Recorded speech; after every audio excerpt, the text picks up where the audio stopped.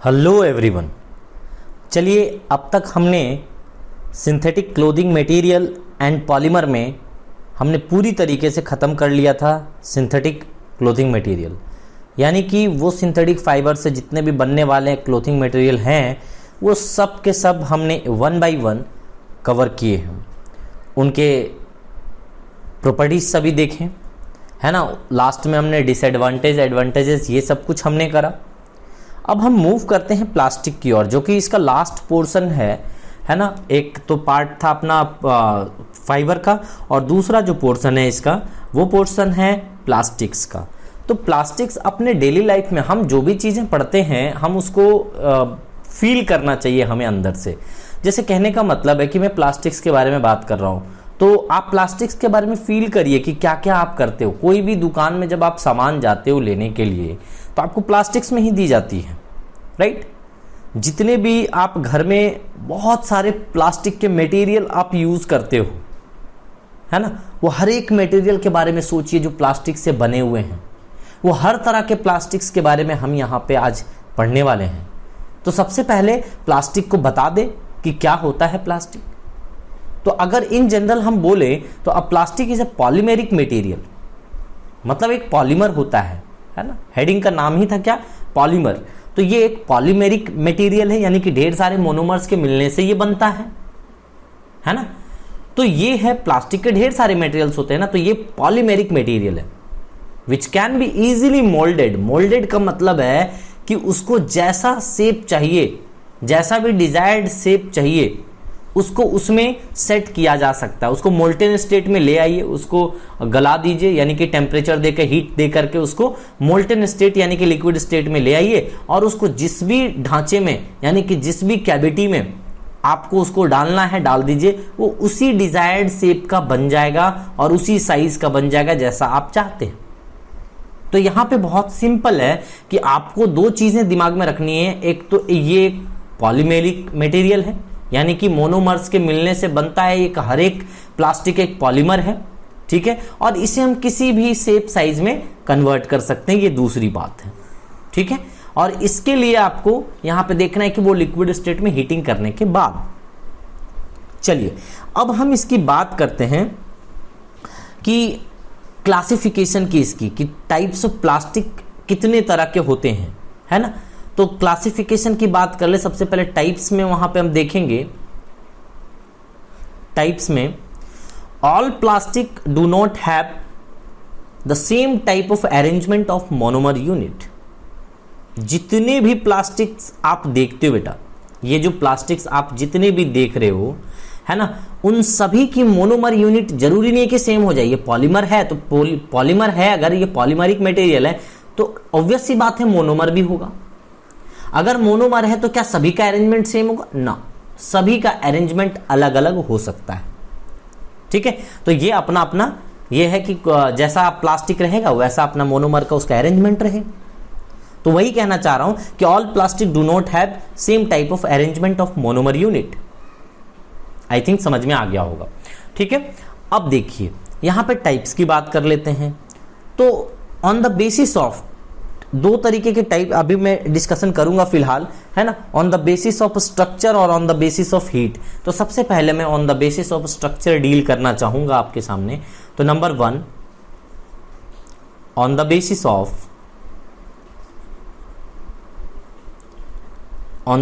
Of what, structure, कि आखिर उस प्लास्टिक का स्ट्रक्चर कैसा होता है, उसके एकदम छोटे वाले पार्ट का उनका स्ट्रक्चर जानने की कोशिश कर रहे हैं। हम माइक्रोस्कोप से देख रहे हैं ये सब चीजें। स्ट्रक्चर देखने के लिए हमें एकदम माइक्रोस्कोप का यूज करना ही पड़ेगा, ठीक है। अब चलिए देखते हैं कि नंबर 1 टाइप्स में नंबर 1 मैं कहता हूं लीनियर प्लास्टिक्स। लीनियर प्लास्टिक्स ये कैसा होता है सर? उसके बाद दूसरे नंबर पे मैं आपको बताऊंगा ब्रांच्ड प्लास्टिक्स, है ना, ये ब्रांच्ड चेन प्लास्टिक, ठीक है। एंड थर्ड नंबर जो मैं बताऊंगा, this is final, that is cross linked इसको कहते हैं क्रॉस लिंक्ड, और इसी का हम दूसरा नाम वर्ड यूज कर सकते हैं 3D network plastic, 3 dimensional network plastic, network plastic. ठीक है, अब चलिए हम इस पे बात करते हैं। Linear plastics, branch plastic, branch chain plastics, है ना, और यहां पे क्या हो गया, cross linked 3D network plastic. तो चलिए अब हम इसको समझने की कोशिश करते हैं। जब भी आपको कहा जाता है कि लीनियर प्लास्टिक की बात बोली जाती है, तो मोनोमर यूनिट जो होते हैं वो एक दूसरे से एक लॉन्ग स्ट्रेट चेन की तरह यहाँ पे एक दूसरे के साथ में लगे रहते हैं। जैसे मान लीजिए कि ये ऐसा करके है ना, इस तरीके से। अब यहां पे क्या होगा कि ऐसा ही दूसरा वाला पार्ट होगा इसका, ऐसा, यानी कि इसमें ढेर सारे, इसमें छोटे छोटे बॉल्स टाइप से ऐसे पार्टिकल्स इस तरीके से यहां पे हैं। तो आप देख सकते हैं इसके जो पार्टिकल्स हैं वो एक दूसरे से पैरेलल होकर के चलते हैं, ऐसा पैरेलल रहता है, पैरेलल स्ट्रेट लाइन, ढेर सारे एक दूसरे पे स्टिक टुगेदर रहते हैं, है ना। तो हम यहां पे कह सकते हैं monomer unit join together to form straight chain polymer. Straight chain देख रहे हो बेटा, ये स्ट्रेट चेन पॉलीमर है। ओके, सो यहां पे ये एक दूसरे पे स्टैक्ड ओवर वन अनदर रहता है ये, ठीक है, और ये पैक्ड स्ट्रक्चर रहता है, ये एकदम पूरा एकदम, और सारे ढेर सारे यहाँ पे इसी तरीके से line by line by line पूरा रहेगा, ठीक है, ऊपर भी नीचे भी और भी बहुत सारे इसी तरीके से बनते चले जाएंगे लेयर वाइज। तो ऐसा स्ट्रक्चर होता है। इसके एग्जांपल्स की बात करें तो high density polythene HDPE, that is high density polythene, PVC, polyvinyl chloride, and next polythene जो आप यूज करते हो, पॉलीइथीन जो आप यूज करते हो बेटा। So these are the examples of linear plastics. आपने देखा कि लीनियर प्लास्टिक्स किसे कहते हैं। आइए हम ब्रांच्ड प्लास्टिक के बारे में बात करते हैं। तो इसमें कहते हैं कि monomer units not only combine to produce the linear chain but also from branch of different length along the main chain. So इस तरीके से हम बना सकते हैं इसके स्ट्रक्चर को। देखो ऐसा हमने ये स्ट्रक्चर बना दिया। ये लीनियर ही नहीं होता है, ये लीनियर के साथ साथ में ब्रांच्ड भी होते हैं। कहने का मतलब यहां पे ऐसा ब्रांच, यहां पे ऐसा ब्रांच, ऐसा ब्रांच, ऐसा ब्रांच, तो ऐसे हो सकता है, ठीक है। तो यहां पे मॉलिक्यूल एक दूसरे से स्टक टुगेदर यहां पे सामने इस तरीके से रहते हैं इन सभी के मटेरियल में, ठीक है। तो आप देख सकते हैं कि इस तरीके से यहाँ पे पार्टिकल्स में बना रहा हूं और ब्रांचिंग भी कर रहा हूं। तो यानी कि सिर्फ ये स्ट्रेट चेन में नहीं होता, इसमें थोड़ी सी ब्रांचिंग भी होती है, और ये ब्रांचिंग आप देख पा रहे होंगे इजीली, ठीक है। तो ये है ब्रांचिंग। नेक्स्ट अगर हम बात करें तो cross linked 3D network plastic कैसा होता है सर। यहां पे क्या होगा कि हम कहेंगे कि इनिशियली फॉर्म्ड लीनियर पॉलीमर, है ना, chain are joint together to form 3D lattice. ढेर सारे चेन बना दो, ठीक है, ढेर सारे चेन बना दो। जैसे मैं बनाता हूं, देखना अभी, जैसे मान लो कि मैंने ऐसे बना दिया, यहां पे ऐसा बना दिया, है ना, फिर और बना दिया, ऐसे करके आप बनाते चले जाओ, कोई दिक्कत नहीं है। बहुत सारे चेन आइसोमर आपने इस तरीके से बना दिए, ऐसा ऐसा बना दिए, ज्वाइंट कर दिए, ठीक है। अब क्या होता है कि ये एक दूसरे से कनेक्टेड भी रहते हैं।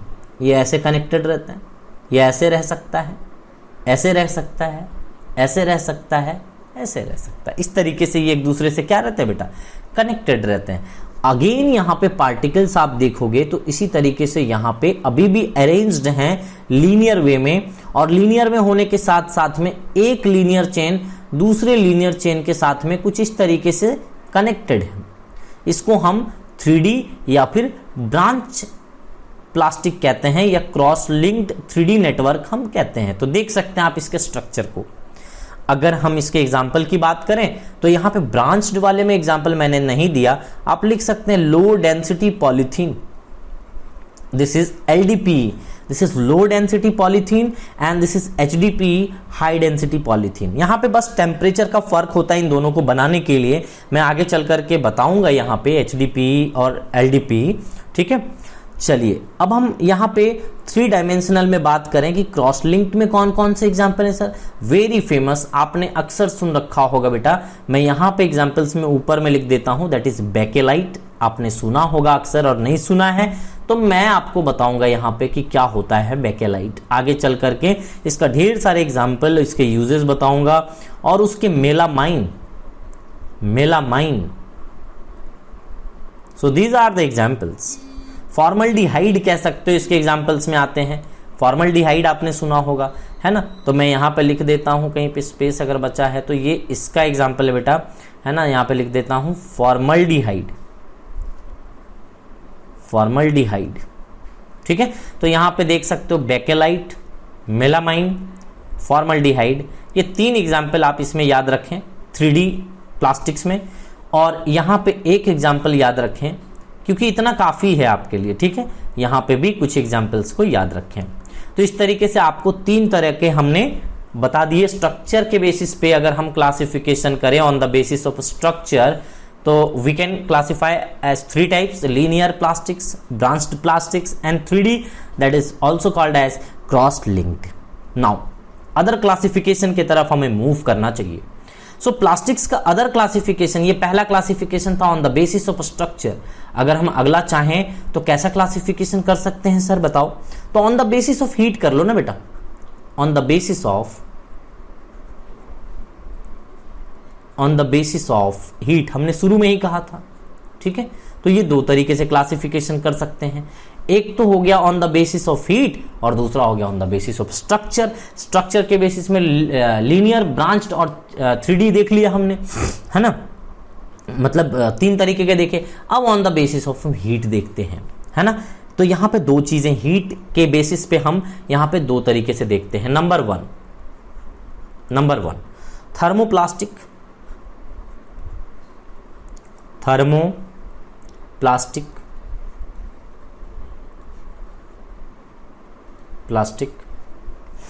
and one more is thermosetting plastic. Second one is thermosetting plastic. इसको साथ में पढ़ना जरूरी है क्योंकि इनमें क्या फर्क है तभी तो पता चल पाएगा हमें। Thermosetting plastics. अब हमें क्या करना है, देखिए सबसे पहली बात मैं यहां पे बोलूंगा, थर्म का मतलब होता है बेटा हीट। थर्म का मतलब क्या होता है? हीट। सो अगर हीट देने से, यहां पे on the basis of heat बोला गया, आपने इसको हीट दिया, ठीक है, आपने हीट दिया और ऐसे मटेरियल जिसको आपने हीट दे करके किसी भी डिजायर्ड शेप में आप ले गए और डिजायर्ड शेप में ले जाने के बाद आप उसे रिवर्सिबल करा सकते हैं, ठीक है। तो यहां पे हम लिख सकते हैं जो रिवर्स कर सकता है बेटा। मान लो कि कोई प्लास्टिक के मटेरियल आपने बनाए, ठीक है, आपके घर में बहुत सारे प्लास्टिक मटेरियल हैं। अब उन प्लास्टिक मटेरियल में से मैं अगर प्लास्टिक बोतल की बात करूं या फिर कोई भी प्लास्टिक, बहुत सारे मटेरियल हैं आपके घर में, उन प्लास्टिक मटेरियल की बात करूं तो वैसे प्लास्टिक मटेरियल जिनको मेल्ट करके दोबारा आप कुछ बना सकते हैं। आपने हीट दिया, वो मेल्ट कर गया, मेल्ट करने के बाद आप दोबारा कुछ बना सकते हैं, ठीक है। जो आप देखते हो कि ट्रेन में आप जब सफर करते तो बहुत सारे लोग होते हैं जो कि वाटर बोतल को ढूंढ रहे होते हैं और प्लास्टिक कलेक्ट करते हैं अपने बोरी में, और प्लास्टिक कलेक्ट करके वो कहाँ दे देते हैं? इंडस्ट्री में जाके दे देते हैं। फिर से वो क्या होता है, मोल्ड करके और मोल्टन स्टेट में ले आकर के और फिर से उसको रिमोल्ड किया जाता है, यानी कि फिर से उसको डिजायर्ड शेप में कन्वर्ट कर दिया जाता है, ठीक है। तो वो वैसा प्लास्टिक्स जिसे हम हीट देने के बाद, है ना, रिवर्स उसी डायरेक्शन में ला सकते हैं, है ना, बना सकते हैं फिर से कुछ उसको मोल्टन स्टेट में, फिर से उसको गला करके कुछ और बना सकते हैं मटेरियल, दैट इज थर्मोप्लास्टिक। और यहां पे कहता है कि थर्मोसेटिंग प्लास्टिक, थर्मोसेटिंग, यहां पे सेटिंग हो गया बेटा, मतलब सेट हो गया कि एक बार हीट आपने दे करके एक कंपाउंड बना दिया, एक मतलब मटेरियल बना दिया, उस मटेरियल को आप कितना भी हीट कर दो भैया, वो कभी भी फिर दोबारा मेल्ट नहीं करेगा, फिर मेल्ट नहीं करेगा। और मेल्ट ही नहीं करेगा तो फिर आप दोबारा क्या बनाओगे? दूसरा मटेरियल नहीं बना पाओगे। जैसे मैं घर में आपके एग्जांपल की बात करता हूं, देखना उन एग्जांपल्स को आप ट्राई करके देख सकते हो घर में भी। जैसे स्विचेस हैं, आपके घर में जो स्विच लगे हैं, उन स्विच को क्या करो कि आप तोड़ लो, अब उस स्विच को मटेरियल को आप कितना भी हीट करो मोल्टन स्टेट में आ ही नहीं सकता, वो गलेगा ही नहीं, वो गलेगा नहीं, वो जल जाएगा, वो जल के कार्बन बन जाएगा, लेकिन गलेगा नहीं बेटा। इसी तरीके से अगर आप बात करें कि आपके घर में जो किचन में किसी चीज का हैंडल है, जैसे कुकर का हैंडल है, वो कुकर का हैंडल क्या होता है, थर्मोसेटिंग प्लास्टिक्स की होती है। उसको हीट कर दो, कितना भी हीट कर दो, वो बेटा जल के आप कार्बन बना दोगे उसको, लेकिन वो कभी भी मेल्ट नहीं करेगा, मेल्ट नहीं करेगा वो।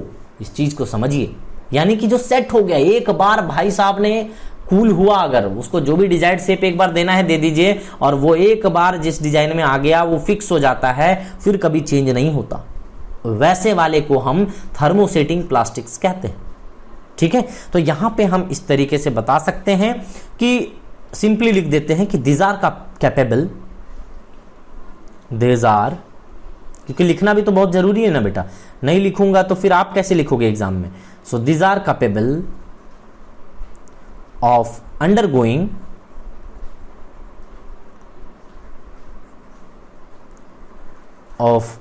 undergoing such reversible changes,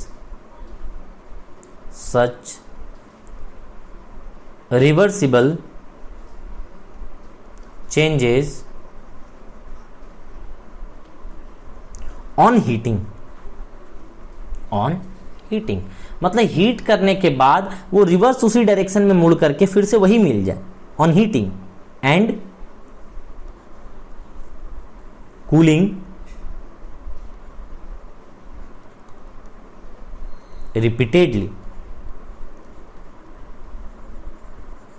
repeatedly. कहने का मतलब एक बार हमने प्रोडक्ट बनाया, फिर से दूसरा गला करके फिर से दूसरा प्रोडक्ट बना दिया, फिर से प्रोडक्ट बनाया, फिर वो अच्छा नहीं लगा, फिर से मेल्ट करा के फिर दूसरा प्रोडक्ट बना दिया।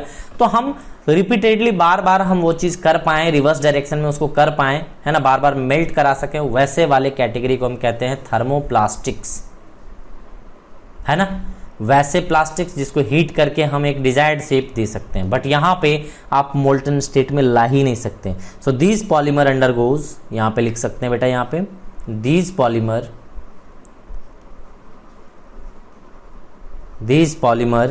undergo a permanent change,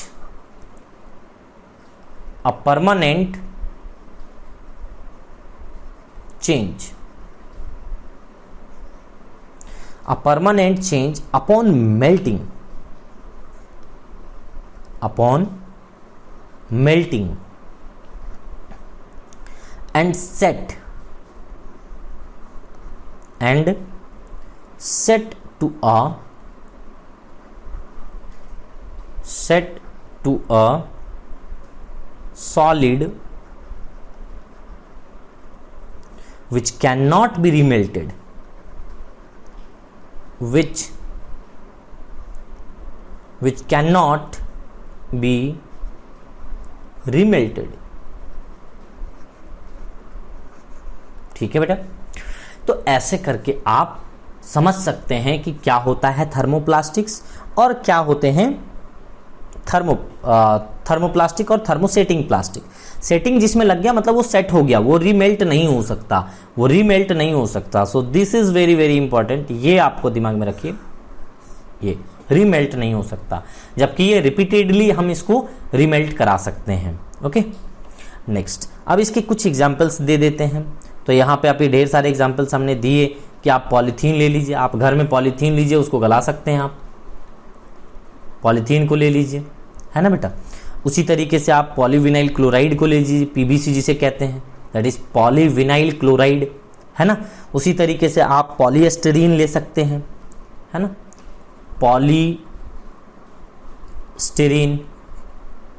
polystyrene, है ना। ये सब एग्जाम्पल्स आप ले सकते हैं इन थर्मोप्लास्टिक्स।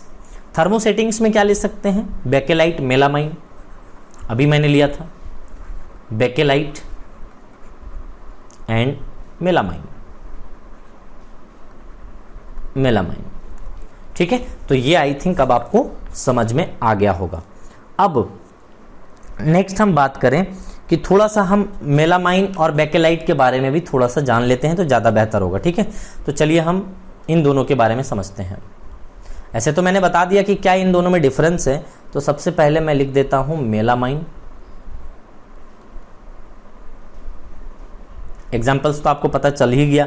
तो मैं डायरेक्टली ये मेलामाइन से क्या क्या बन सकता है वो मैं डायरेक्ट सामान लिख देता हूँ एग्जाम्पल्स, क्योंकि आपको ये पता है कि मेलामाइन जो टाइप है वो थर्मोसेटिंग प्लास्टिक्स का पॉलीमर है। ठीक है, मेलामाइन और bakelite both are thermosetting plastics, जिसको हम दोबारा रिमेल्ट नहीं कर सकते। वैसे वैसे कौन से मटेरियल है भैया? ठीक है, तो ये हाई पॉलिश पॉलीमर होते हैं, इसको पता होना चाहिए। ये हार्ड होते हैं बहुत ज़्यादा। ठीक है, तो इसको यूज़ किया जाता है अनब्रेकेबल यूटेंसिल, है ना, जो यूटेंसिल आप बनाते हो, अनब्रेकेबल डिनरवेयर, खाना जिसमें खाते हो बेटा, और बहुत सारे डेकोरेटिव ऑब्जेक्ट्स बना सकते हैं आप। ठीक है, जिसके हेल्प से आप ये कह पाएंगे कि ये कभी भी खराब नहीं होगा, ये टूटेगा नहीं, बहुत लाइफ टाइम चलेगा, ये बहुत दिन तक चलेगा, है ना। लाइफ टाइम कहने का मतलब भी होता है ऐसा नहीं होता कि मतलब वो लाइफ टाइम ही चलेगा, मतलब कुछ एक लिमिटेशन होती है। वो लाइफ टाइम वर्ड यूज कर लेते हैं लेकिन उसमें। नेक्स्ट बात करते हैं बेटा इसकी दूसरी एग्जांपल की, दैट इज बेकेलाइट। ठीक है, तो यहां पे आइए बेकेलाइट की बात कर लेते हैं। इसी तरीके से ये भी थर्मोसेटिंग प्लास्टिक्स है, ये भी thermosetting plastic, TSP। Again this is thermosetting plastic, क्योंकि बेटा बार बार अब मैं उतना लंबा चौड़ा नाम नहीं लिखने वाला। ठीक है, आप तो लिख लेना बेटा। अब देखो यहाँ पे कि इसको तो हम एक बार जिसमें सेट हो गया, आप दोबारा तो आप मोल्टन स्टेट में ला ही नहीं सकते आप। ठीक है, तो इसके एग्जाम्पल्स हमने बताए थे आपको कि मतलब बेकेलाइट तो खुद एक एग्जाम्पल है। मतलब हेडलाइट्स वगैरह आप देखते हो, गाड़ी का हेडलाइट्स जो होता है वो गाड़ी का हेडलाइट्स इसी से बना होता है बेटा, बेकेलाइट से। तो आप उसको कभी भी रीमेल्ट नहीं करा सकते। जो हेडलाइट अगर फूट गया तो फूट गया, खत्म कहानी, फिर उसके बाद आप नहीं कर सकते। तो प्रॉपर्टीज की देख लेते हैं, थोड़ा सा प्रॉपर्टीज की बात कर लेते हैं। तो प्रॉपर्टीज जो होता है ये लोग हार्ड एंड स्टिफ होते हैं, हार्ड एंड स्टिफ होते हैं। ठीक है बेटा, ये नॉर्मल प्रॉपर्टीज है, देख करके ही आप इतने सारे एग्जांपल्स हमने ले लिए जो कि आपको उस एग्जांपल को, एक भी एग्जांपल को याद रखोगे तो उसकी प्रॉपर्टीज आप बता सकते हो। ठीक है, ये इंसुलेटर होते हैं, है ना, इंसुलेटर। ये करंट के भी इंसुलेटर होते हैं और हीट के भी इंसुलेटर होते हैं बेटा। हीट भी नहीं पास करने देते ये लोग, बहुत बदमाश होते हैं ये लोग। ठीक है, इसीलिए तो आप वहाँ पे यूटेंसिल में यूज़ कर रहे थे किचन में कि हैंडल के फॉर्म में, ताकि वो जो हैंडल जो मेटल से कनेक्टेड है ना उससे हीट ट्रांसफर ना हो। तो हीट का भी होता है ये इंसुलेटर और इलेक्ट्रिसिटी का। अच्छा, बेकेलाइट की हम बात कर ले तो bakelite is used in, so bakelite कहाँ कहाँ यूज़ किया जाता है ये देख लीजिए। तो इलेक्ट्रिकल स्विचेस, अभी मैंने बताया था, इलेक्ट्रिकल स्विचेस, प्लग्स, समझ रहे हो। और आप कह सकते हो making gear wheels, making gear wheels. ठीक है, और टॉप टेबल लेमिनेट जो करते हैं ना वो कर सकते हो आप, टॉप टेबल लेमिनेट कर सकते हैं आप इसी मटेरियल से। कॉम्स जो कंघी आप बनाते हो घर में, आप उसको गला के देख लेना, आप नहीं गलेगा। फाउंटेन पेन जो लिखते हो, फाउंटेन पेन जो आप यूज़ करते हो उसको जला के देख लेना, है ना, वो जलेगा ही नहीं। मेल्ट मतलब जलेगा, मतलब मेल्ट नहीं करेगा। वो मेल्ट करके दोबारा उसको आप किसी डिजायर्ड शेप में लाने की कोशिश करना, मेल्ट नहीं करेगा वो, देखना आप, जला करके देख लो आप, है ना। उसी तरीके से फोनोग्राफ, रिकॉर्ड्स वगैरह जो कैसेट्स हुआ करता था ना, पहले आता था, तो वो कैसेट्स जो होता था वो सब भी नहीं जला सकते हैं आप। और हेडलाइट्स वगैरह जो होता है, हेडलाइट्स लिख सकते हो। तो this are many examples around us जो हम यूज करते हैं बेटा। ठीक है, तो चलिए आज के लेक्चर में इतना ही रखते हैं। मेलामाइन और बेकेलाइट को हम पूरा फाइनली ये कर देते हैं। और इसको अगर मैं बोलूं बेटा, bakelite is the first completely synthetic substance. Synthetic substance बोला हूं बेटा, याद रखना, सिंथेटिक सब्सटेंस। मैंने ऐसा नहीं बोला कि सिंथेटिक फाइबर। सिंथेटिक फाइबर कौन था? नाइलॉन। सिंथेटिक सब्सटेंस बोला है कि पहली सब्सटेंस है सिंथेटिक सब्सटेंस बेकेलाइट। ठीक है, हाँ, तो ये साइंटिस्ट के नाम था, बेकेलैंड एक साइंटिस्ट थे जो कि 1900 में समथिंग में दिए थे, वो एग्जैक्ट नहीं याद है, 1900 के आसपास में वो दिए थे, ठीक है। तो वो बेकेलैंड साइंटिस्ट है, उसी के नाम पे ये वाला बेकेलाइट पड़ा है। So this is all about today's lecture. मिलते हैं अगले लेक्चर में, तब तक के लिए